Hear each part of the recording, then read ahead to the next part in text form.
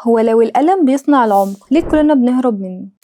عشان الألم اللي بنعيشه بيورينا وبيكشف لنا نقاط ضعف كانت موجودة ومستخبية، ودلوقتي جاي يقول لنا إنها لسه موجودة. فتعودنا طول ما احنا ماشيين نهرب من الوجع، نهرب من الألم.